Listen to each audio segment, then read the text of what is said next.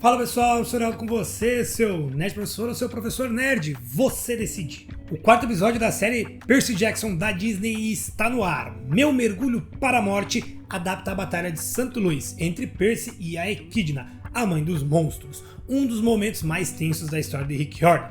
Será que a Disney e James Bowen conseguiram trazer essa tensão para as telas? Mudou muita coisa? Essas mudanças vieram para o bem ou vieram para estragar a história?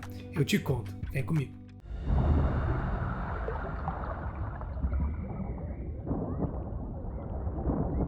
O episódio já começa com um flashback do Percy e da mãe em uma aula de natação. Eu gosto de ver o jovem Asriel Dahlman, que é o jovem Percy, e ele é a cara do Walker Scobell, que é o Percy com 11 anos. É difícil conseguir fazer essas viagens pelo tempo e manter a gente ainda preso. Esse aqui não precisa nem ligar a suspensão de descrença, porque dá pra acreditar que o Asriel é um jovem Walker mesmo. Na piscina a gente vê a Sally novamente sendo uma mãe forte. Eu já falei o quanto eu gostei da forma como a Sally foi adaptada aqui. A mulher tá muito top. Ontem mesmo eu terminei de reler O Ladrão de Raios e lá no final o Percy acaba descobrindo que a mãe estava apanhando do Gabe. Tem até um momento em que tá escrito que o Gabe ergue a mão e a Sally se encolhe diante da ameaça. E aí que o Percy percebe o que realmente tá rolando. Bom, aqui, essa Sally, eu duvido muito que esteja apanhando do Gabe, porque ela tá muito forte e ele tá um bobalhão. Ele é um escroto, mas é um escroto bobalhão. Voltando pra piscina, a Sally quer que o filho aprenda a nadar, mas o menino tem medo. Essa é uma cena que não tem nos livros e ela tem um objetivo muito forte, que é reafirmar a ligação entre mãe e filho. E faz isso com maestria. O momento em que o Percy fala pra ela respirar, apenas respirar, porque era isso que ela fala pra ele quando ele tá nervoso, fica muito legal. E vai ter uma ligação lá no final do episódio, por sinal. Vai ter quem reclame do Percy não saber nadar, ele está com medo da água e tal. Mas na boa, eu não me incomodei com isso. Ela fala que ele precisa aprender a nadar, porque um dia ele pode precisar e ela não estar com ele, toda essa história. Mas ele sendo filho de Poseidon, ele nem sequer precisa saber nadar. Na verdade, isso é uma coisa natural dele. Mesmo assim, eu não me incomodei com isso. É claro que isso tudo, na verdade, está acontecendo no sonho do Percy.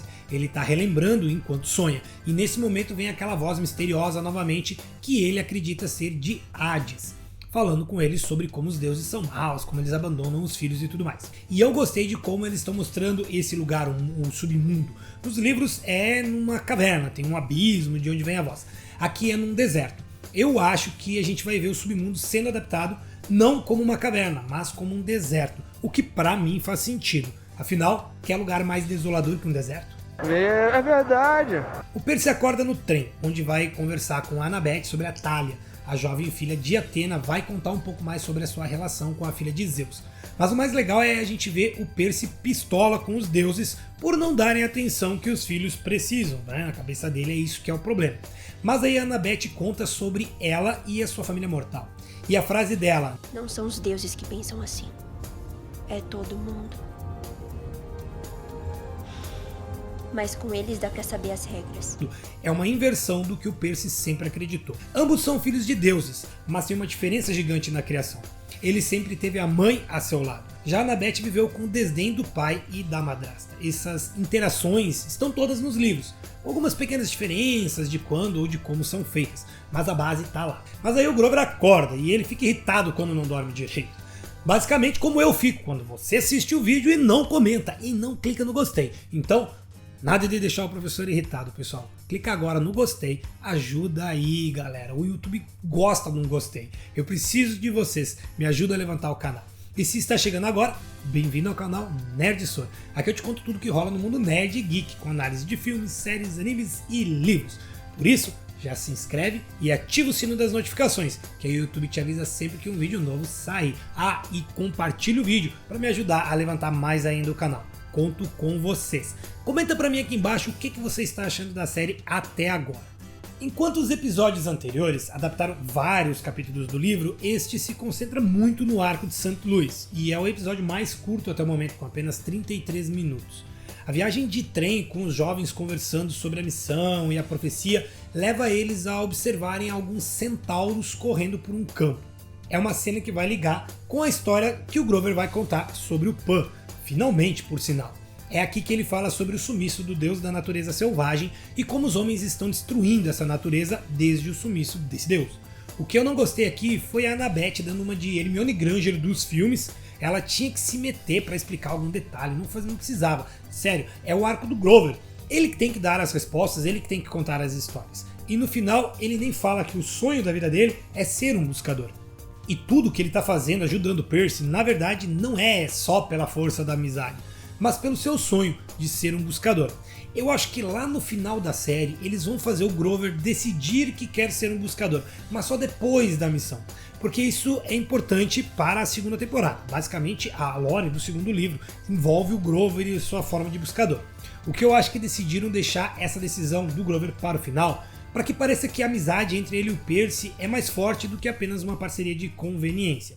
Faz sentido. Nos livros eu ficava mesmo com a sensação de que o Grover estava lá mais pela essa questão de ganhar a licença do que pelo Percy. Aqui não. Aqui parece que ele está indo pelo poder da amizade. Eu, na verdade, não gosto muito dessa história de poder da amizade. É muito forçado colocar alguém, mesmo que seja bem menos capaz do que o outro, apenas por esse motivo. E eu nem tô falando da série do Percy aqui, eu tô falando de tudo. Isso acontece em livros, em filmes, por todo lado. Né? Então, eu não gosto disso. Eu gosto que exista um motivo mais forte, né? É só porque eles são amigos. Preguiça. Até tem uma menção ao tio Ferdinando no final da conversa. Nos livros, eles nem têm dinheiro para pagar uma cabine no trem, eles dormem nos bancos mesmos. Eles não têm problemas com a polícia também, como acontece aqui. Nesse caso aqui, a gente vai ver uma mulher mentindo sobre ter ouvido vozes de crianças e tal. Suzanne Cryer tá muito assustadora como Equidna. Ela fica sorrindo o tempo todo, na boa, me assustou bem mais do que a Medusa.